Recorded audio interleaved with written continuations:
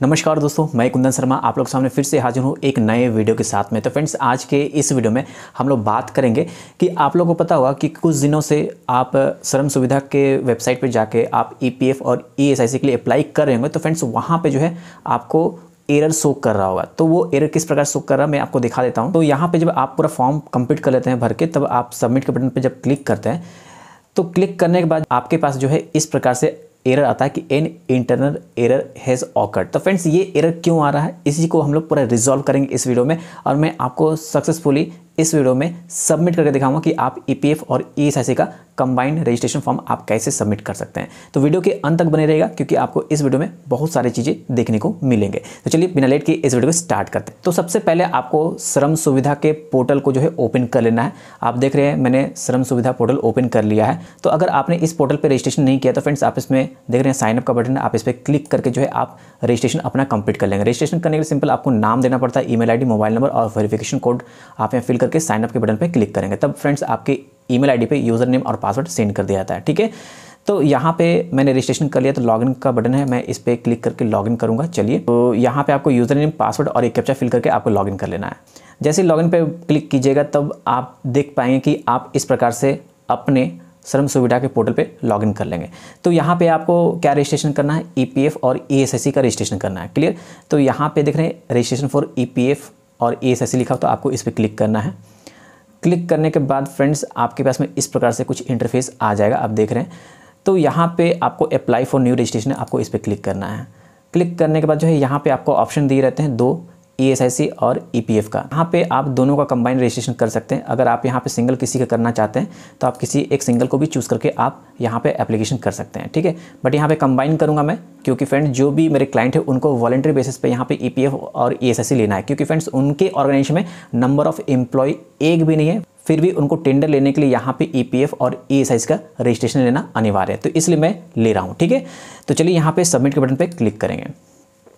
तो इस वीडियो को बारीकी से देखिएगा क्योंकि मैं इसमें पूरा अच्छे तरीके से बताने वाला हूँ। ठीक है, सबसे पहले यहाँ पे कॉमन रजिस्ट्रेशन में एस्टेब्लिशमेंट का डिटेल फिल करना पड़ेगा। तो यहाँ पे आपका प्राइवेट लिमिटेड कंपनी है, पार्टनरशिप कंपनी, जो भी कंपनी होगा, तो आपको पैन में देखना है, जो भी पैन में नाम लिखा होगा तो वो आपको नाम यहाँ पे लिख देना है। आप इस बात का ध्यान रखिए कि अगर आपका प्रोप्राइटरशिप फर्म है तो उस केस में आपका जो पैन में नाम है वो नाम देना जरूरत नहीं है। यहाँ पे जो भी आपका ट्रेड नेम है वही ट्रेड नेम आपको फिल करना है। देख रहे हैं यहाँ पे क्या लिखा हुआ, in case of proprietary firm name as per PAN is not required. ठीक है, इसके बाद जो है यहाँ पे वर्क प्लेस का एड्रेस पूरा यहाँ पे फिल कर देना है, यानी कि जो भी आपके कंपनी का एड्रेस होगा, जहाँ पे भी आपका ऑफिस होगा, उसका पूरा एड्रेस यहाँ पे विथ पिन कोड आपको यहाँ पे फिल करना पड़ेगा। ठीक है, और यहाँ पे सेटअप डेट, यानी किस दिन आपका इस बिजनेस का गठन हुआ था वो आपको डेट लिखना पड़ेगा, पैन नंबर देना पड़ेगा। एस्टेब्लिशमेंट कैटेगरी यहाँ पे आप सेलेक्ट कर लीजिएगा किस प्रकार का यहाँ पे कैटेगरी है। अगर आपका कैटेगरी इसमें नहीं दिख रहा है तो आपका एक अदर ऑप्शन आप जरूर सेलेक्ट कर लीजिएगा।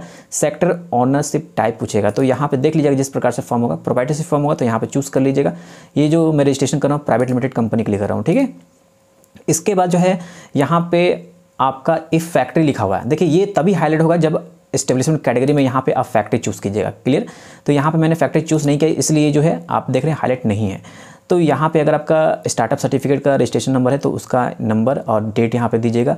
एमएसएमई अगर आपने करवा रखा है तो सर्टिफिकेट नंबर और डेट दीजिएगा। इसके बाद ऑनरशिप का डिटेल यहाँ पे देना है। तो याद रखें कि यहाँ पे अगर आप प्राइवेट लिमिटेड कंपनी के साथ रजिस्ट्रेशन कर रहे हैं तो यहाँ पे आपका यहाँ पे प्राइमरी जो भी डायरेक्टर होगा उसका यहाँ पे डिटेल्स दीजिएगा। क्लियर, इसके बाद जो है यहाँ पे रजिस्ट्रेशन और डीड नंबर बोला जा रहा है। तो देखिए यहाँ पे प्रोप्राइटरशिप जब फॉर्म रहेगा तो उस केस में कोई भी रजिस्ट्रेशन और डीड नंबर नहीं रहता, तो उस समय क्या करेंगे आप एमएसएमई का रजिस्ट्रेशन नंबर आप यहाँ फिल कर सकते हैं। पार्टनरशिप अगर फॉर्म होगा तो वहाँ तक पार्टनरशिप डीड का नंबर रहता है, वो आप डीड नंबर फिल कर सकते हैं। इशूड बाय, जिसके थ्रू इशू हुआ, तो ये जो है गवर्नमेंट ऑफ इंडिया की तरफ से इशू होता है एमएसएमई, तो वो आप लिख सकते हैं यहाँ पे। और यहाँ पे नंबर ऑफ ऑनर एक ही होगा प्रोप्राइटर में, अगर प्राइवेट लिमिटेड बात करो तो दोनों ऑनर होंगे यहाँ पे। इशू एट लिखा हुआ है, तो इशू एट जहाँ पे भी आपका लोकेशन होगा वो लोकेशन आपको लिखना है। CIN अगर आपका प्राइवेट लिमिटेड या LLP फॉर्म है तो उस केस में आपको कॉर्पोरेट आइडेंटिफिकेशन नंबर यहाँ पे फिल करना पड़ेगा। क्लियर, इसके बाद जो है आपको नेक्स्ट के बटन पर क्लिक कर देना है।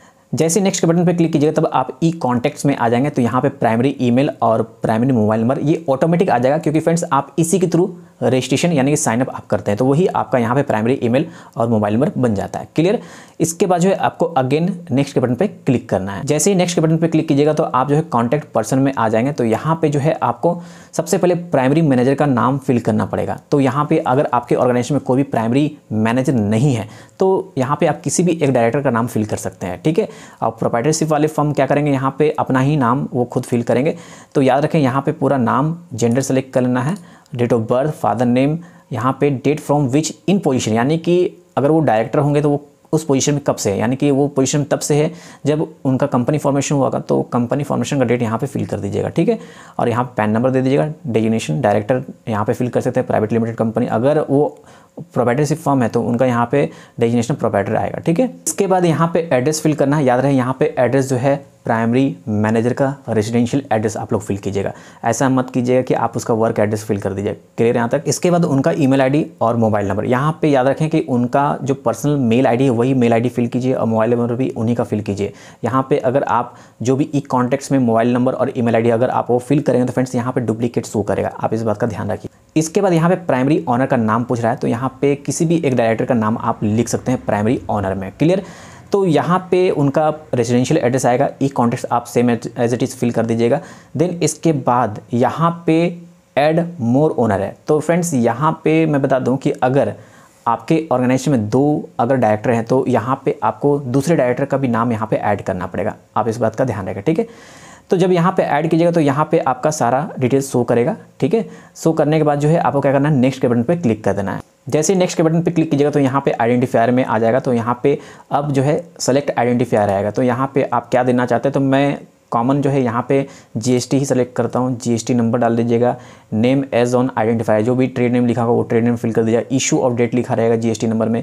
इशूड बाय लिखा रहेगा, यानी कि वहाँ पे लिखा रहेगा कमर्शियल टैक्स डिपार्टमेंट। आप इस बात का ध्यान रखिए, यही आपको लिखना है। इशू एट जो भी प्लेस होगा वो लिख दीजिएगा।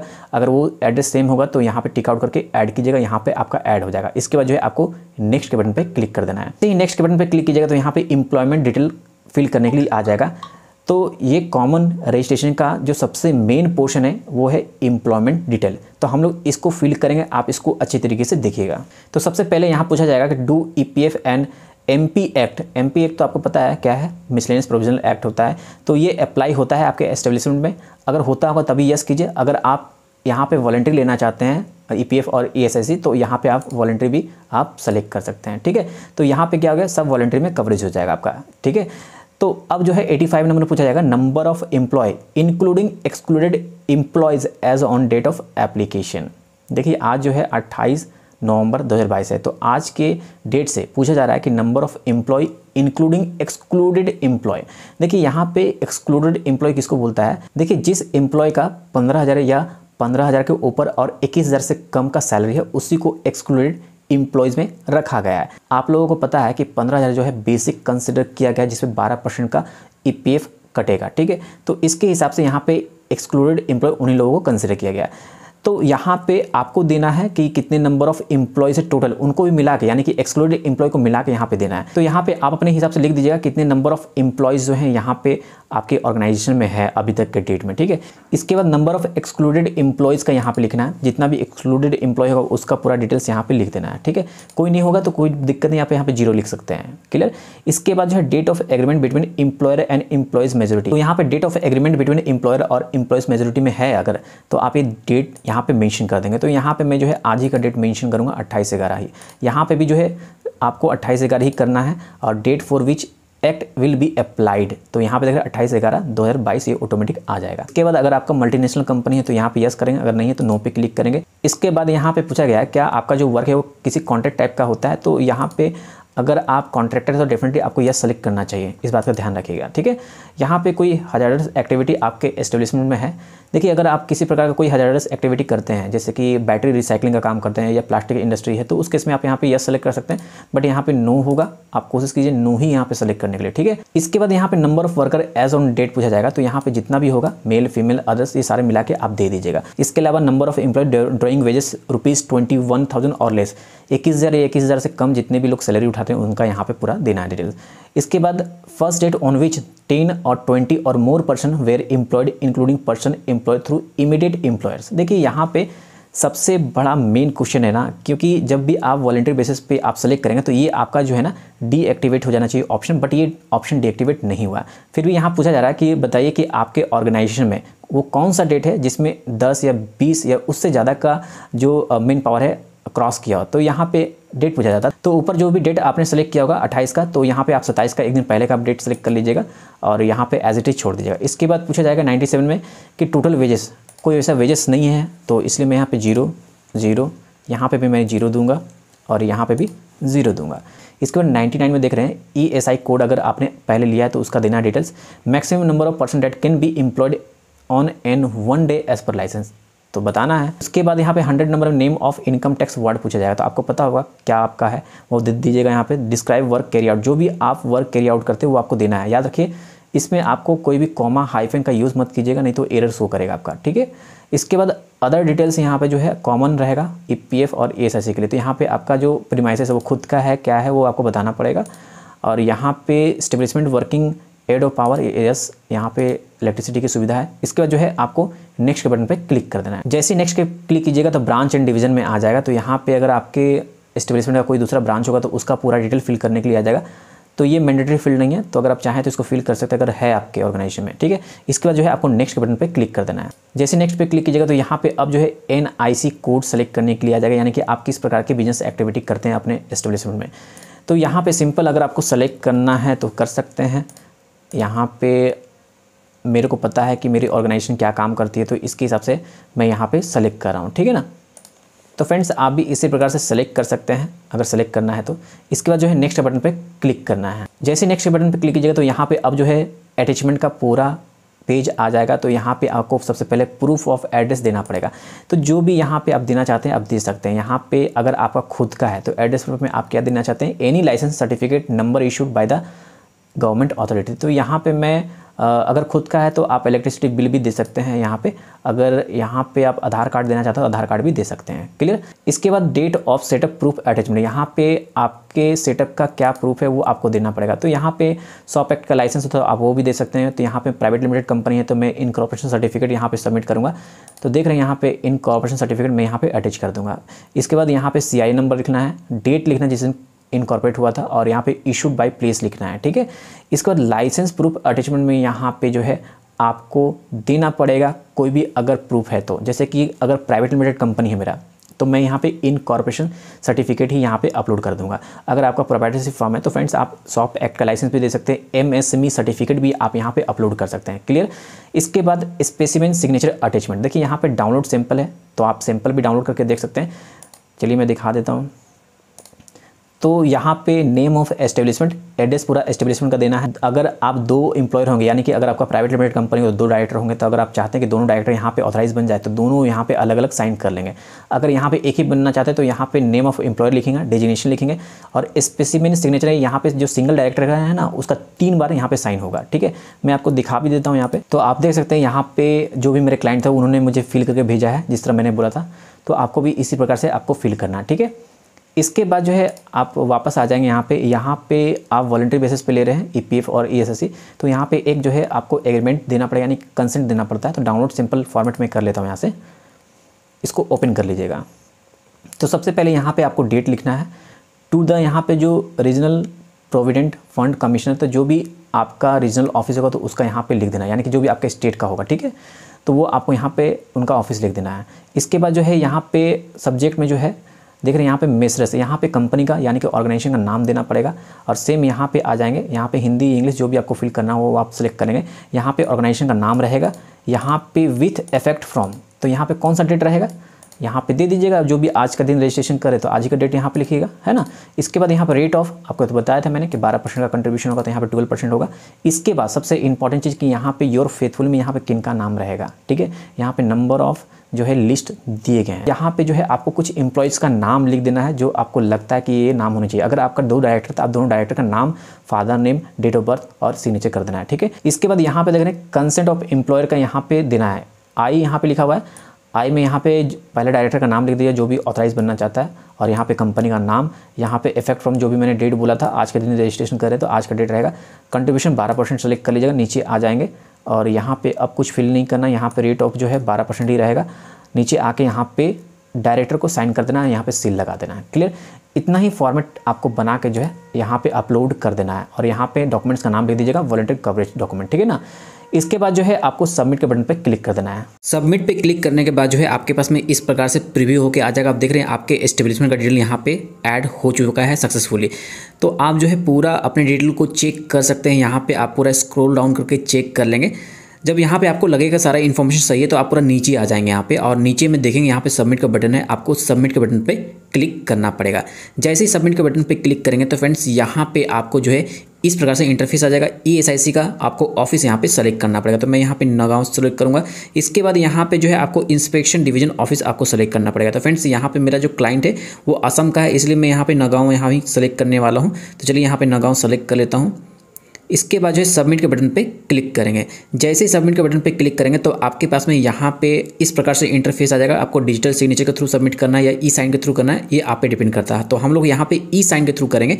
तो चलिए ई-साइन पे क्लिक करते हैं। जैसे ई-साइन पे क्लिक कीजिएगा तब आपके पास में जो है डिजिटल इंडिया का इस प्रकार से इंटरफेस आ जाएगा, जहाँ पे आपको आधार OTP के थ्रू जो है यहाँ पे वेरीफाई करना पड़ेगा। सबसे पहले ऊपर में आधार नंबर फिल कर दीजिएगा। फिल करने के बाद यहाँ पे आपको आधार OTP सेलेक्ट करना है। देन इसका जो है गेट OTP है, आपको इस पर क्लिक करना है।